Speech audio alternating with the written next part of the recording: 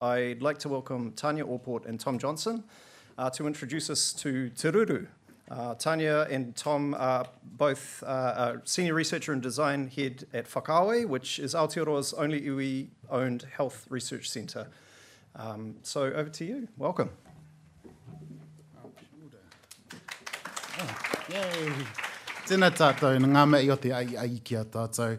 I te tuata i tautoko ngā mea i kua mea, tuarua ki ngā mana wenua o tēnei takiwā, kia taranaki Whanganui, i ana ki a tātou. And to the beautiful organising committee of Te Punaha Matatini, especially Anna Matheson, because she reached out. Thank you for welcoming us. Kia ora mai tātou.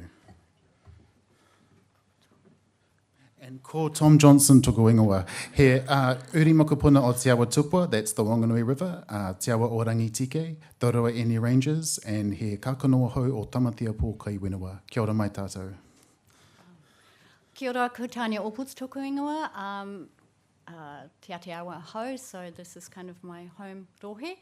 And I have the pleasure of just kind of introducing who we are at Whakauae Research and just situating a little bit of the context for where our mahi, our work comes from. And I'm absolutely terrified of the frog, so I'm going to try and keep, yeah, thank you for putting it away.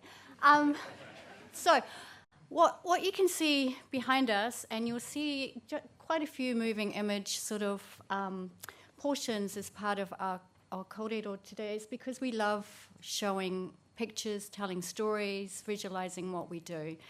And so behind us we've got the rohe o Ngāti Hauiti, which is our iwi that owns our research centre, and that's in the beautiful Rangitike, and we've got this really special drone footage that we like to show, and there's one of our marae, Rata marae, and that's where we often gather to kind of celebrate and think and do all those things.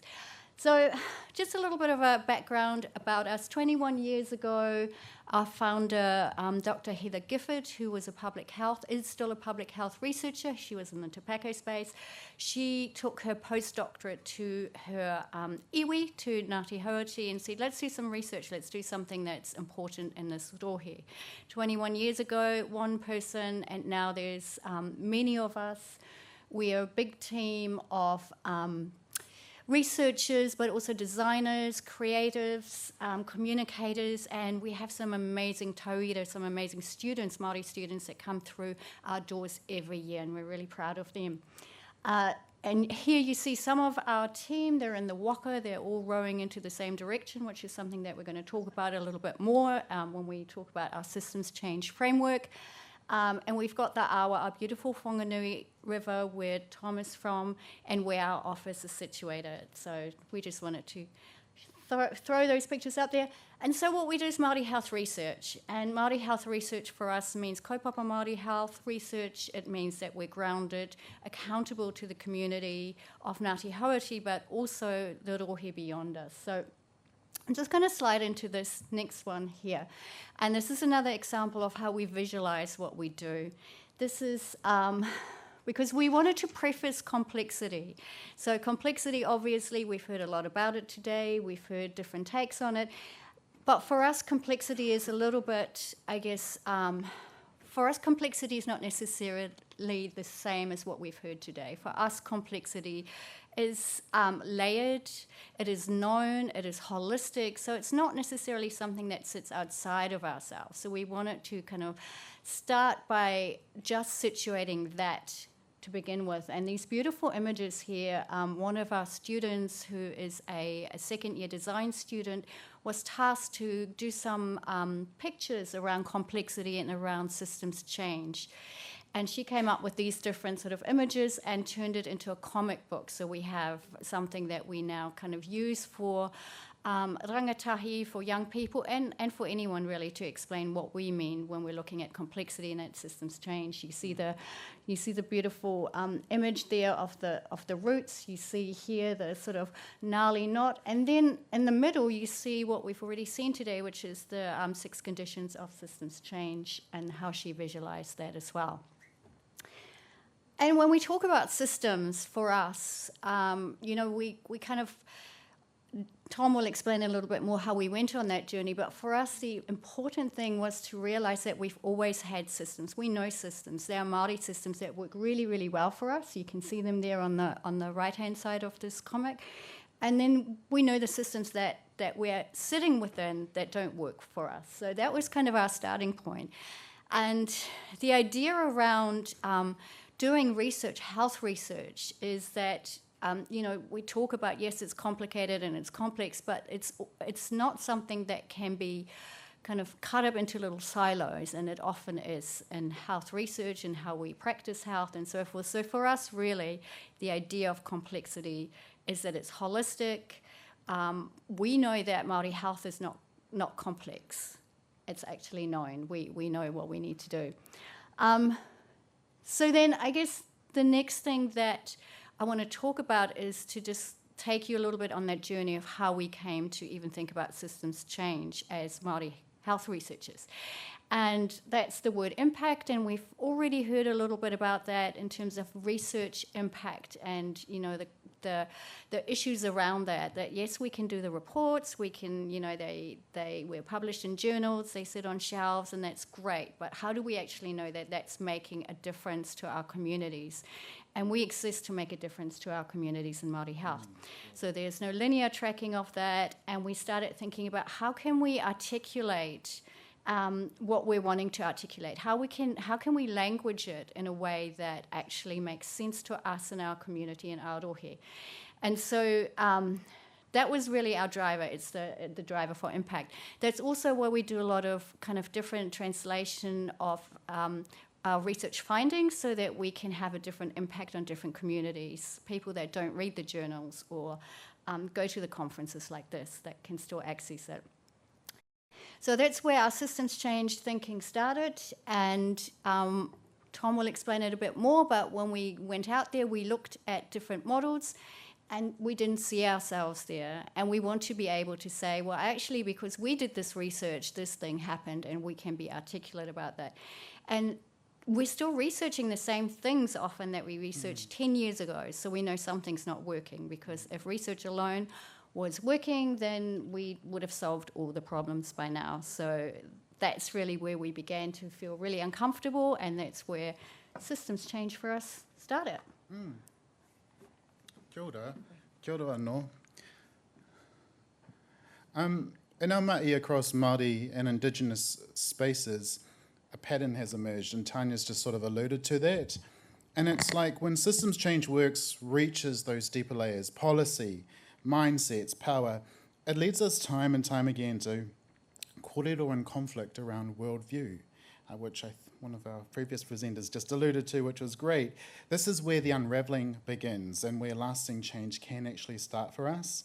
So when we get clear on whose ways of seeing shape the system, these practices that are unseen and don't emerge by accident, they're beneath the surface.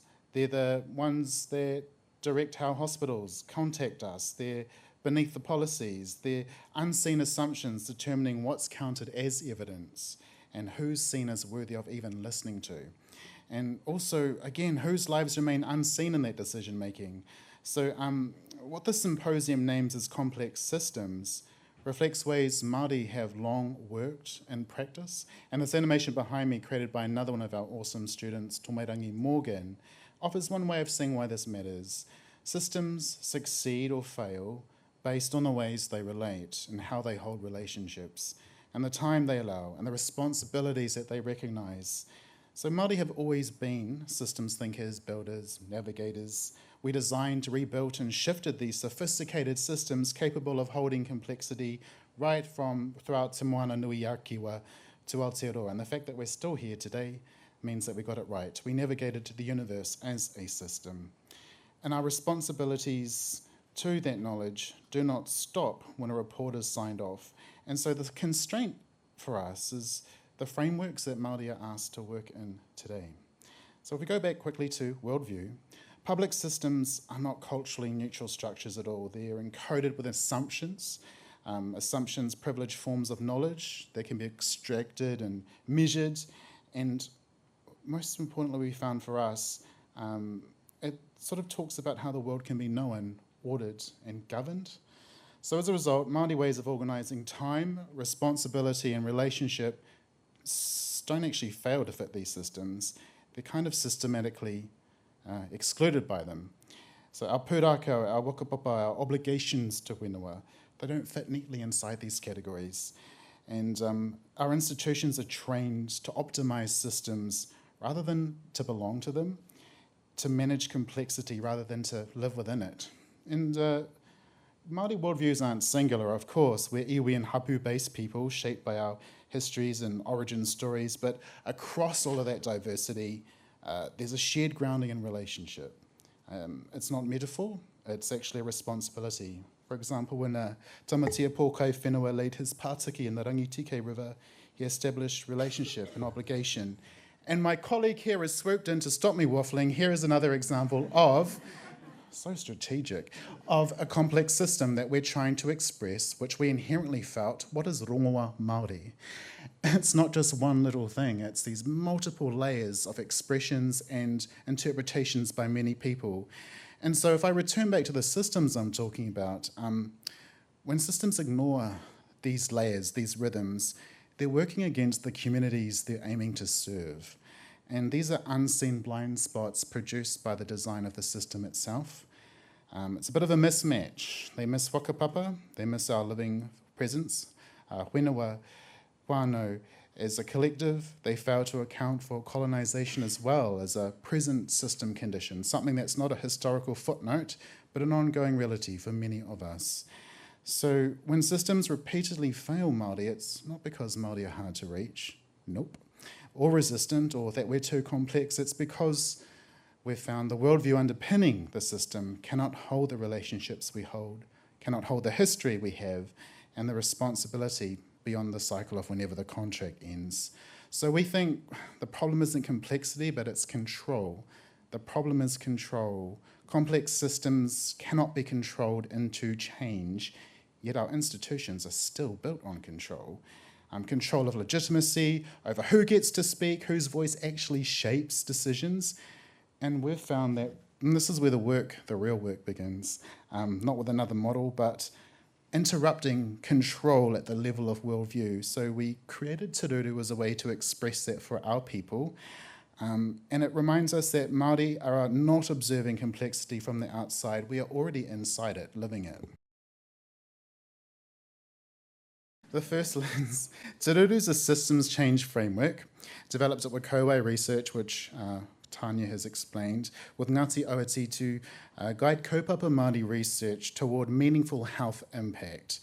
And it's been shaped through years of practice in kōrero, held by our relationships and obligations to our whānau and whenua, until it began to reflect our worldview at home and our tikanga in action. She carries our history, she names the conditions we work within, and directs our mai. Te Ruru itself, as a mōpō in Aotearoa, you probably heard it at night, pō, kio. It's a manu of great significance to Ngāti Hauati and sits atop carved in the tumukanga, the entrance of Rata Marae, which was on the screen before. And as a framework, she continues to be refined as new kōrero, new evidence, and new aspirations emerge from our people, the people we work with. And most critically, Te Ruru allows Māori to do systems change from within our own worldview. So if we have a look here, we're explaining it through three lenses at the moment: micro, meso, macro. They're just placeholding terms. They're welcome to change. They're just placed there to express the different ways and scale at which Te Ruru can be applied. And our first lens here, the micro lens. Te Ruru focuses on clarity before action. So we align on who we are, how we see the world, there's some agreements there, and where we are heading. We look in the same direction before we begin moving. Māori identity, our tikanga, our values, the lived experience are the starting point, and they're held there in the puku, in the gut, the core of who we are and how we operated, not as add-ons later. So this lens, this micro lens of Te Ruru, is about orientation. It shapes who is in the room, how roles are understood, what counts as evidence or success before any research activity even begins. And it protects space for this orientation. It's really important that relationship comes before intervention. And traditionally and historically, we've never had the time to be able to have these moments. So it's explicitly in the microlens. Do ngā karu, the eyes over here, it directs our perception. It's helping us to notice patterns early. Where is that power sitting? Recognise how decisions are shaped long before the outcomes appear. And through Te Ngotu, the beak, it calls us and combines a very clear, collected clarity of purpose and signalling when we're ready to move. So the micro level, Te Ruru prepares us to act. And with patience and precision, just like the Allport before it goes down at night time, I don't know if you've seen it, it's pretty cool. It's nice and sharp. The Te Ruru makes systems visible without asking us to leave ourselves behind. How do I do that thing? Oh, thank you. And the second lens that we're calling for now, the meso lens, this is of course an adaptive living framework, so she's always moving and changing. This is where we start moving. The wings come out, which is cool, and you can see parts of the FSG 6 conditions for systems change. We've actually intentionally utilised that model because, well, the wings carry the work into spaces where systems actually operate. At the meso level, we work with the conditions that shape systems day-to-days, policies, practices, resources, etc. And we use this particular framework because we actually do operate inside Western systems. And this helps us move through them strategically, but only after that first phase, the microlens was done.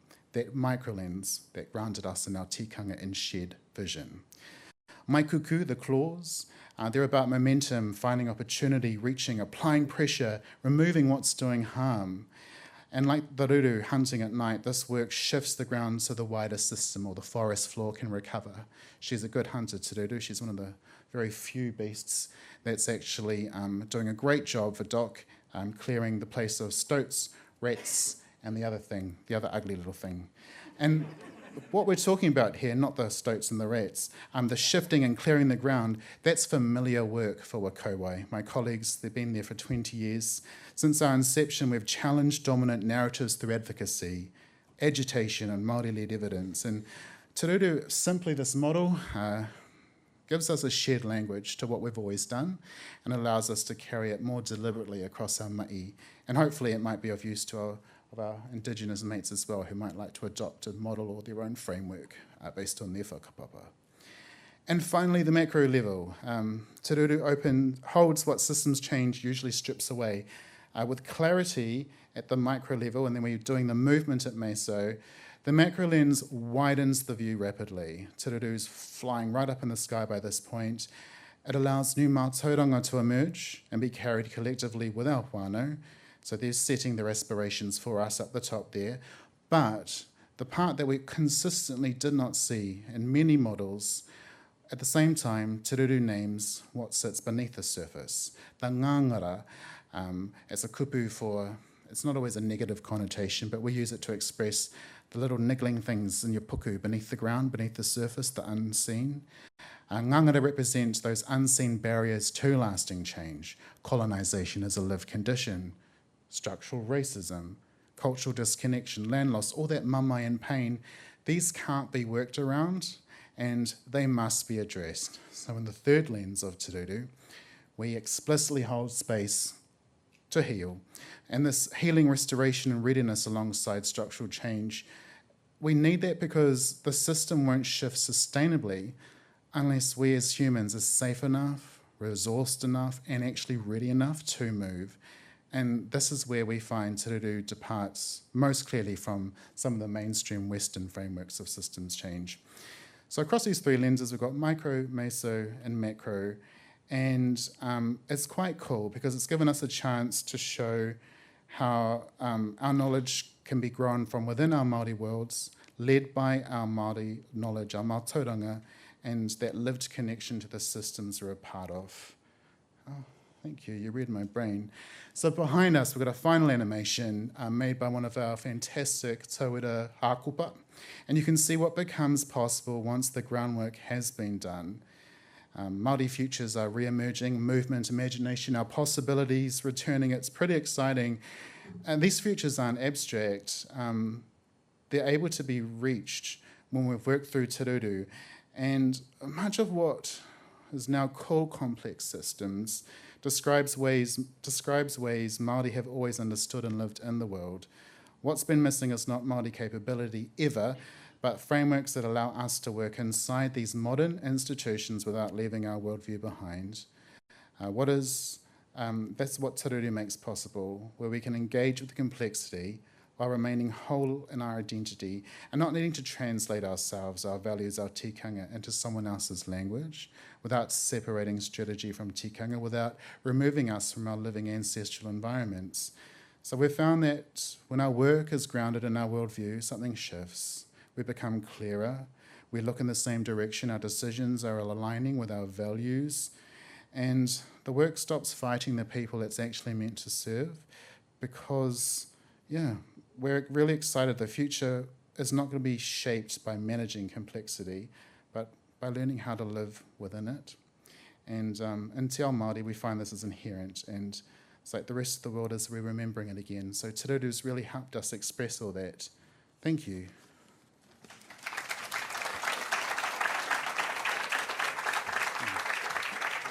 And if you want to read anything, that's the article in the Whakauae website. Kia ora.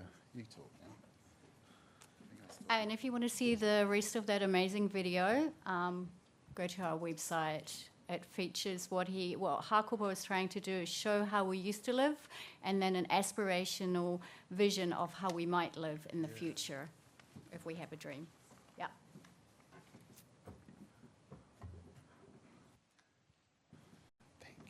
Kia ora koroa. We had some questions earlier in one of the earlier sessions around the importance of and role of Indigenous frameworks, and particularly in New Zealand Te Ao Māori frameworks to conversations around system change. So that was a wonderful and visually excellent presentation. So thank you both. Do we have some questions for Tom and Tanya? Diane. We're just hunting the microphone. Might be a second.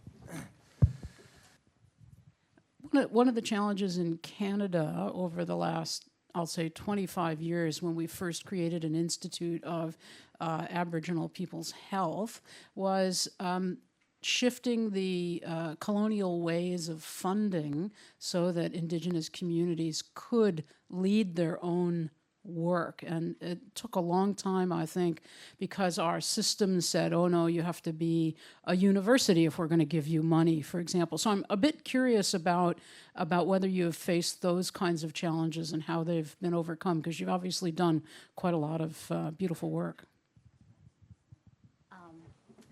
Kia ora, good question.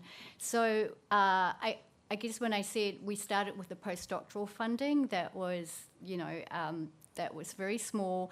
And then the first, Heather and the small crew that she had went around and they kind of amassed what we call rats and mice, which is like little contracts, little sort of evaluation contracts and things that let them do what they actually really wanted to do outside of that as well. And then came a really great period where the HRC, which is our New Zealand Health Research Council, funded Māori-specific research for quite some time, and it still does. We've had a real, we've had a slightly more problematic, environment at the moment, but yeah, in the past we've been really fortunate to have been supported, and we've worked really hard. The people, our research directors, worked tirelessly to get the funding. And strangely enough, now we're back at sort of where we started off, where we have to do rats and mice again to get the money. So yeah, it's gone full circle, but I think we've been there before. Did you want to add anything? No? Okay. Yeah.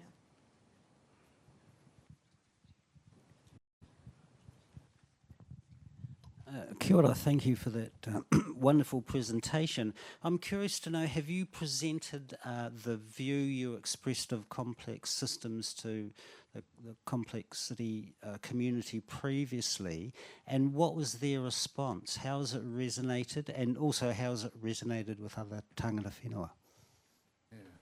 Ana paito pātau poatai.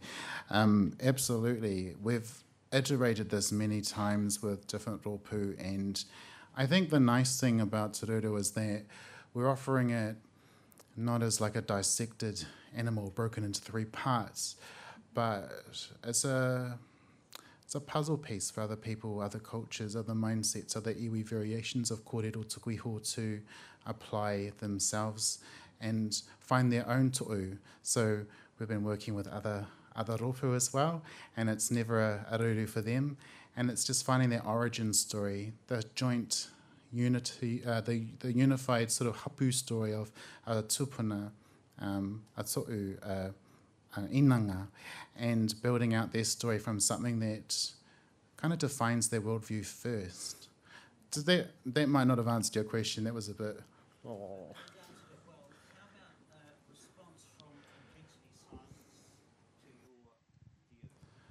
Oh. As yet has happened. We're testing it right here today, so you're Go in. for it.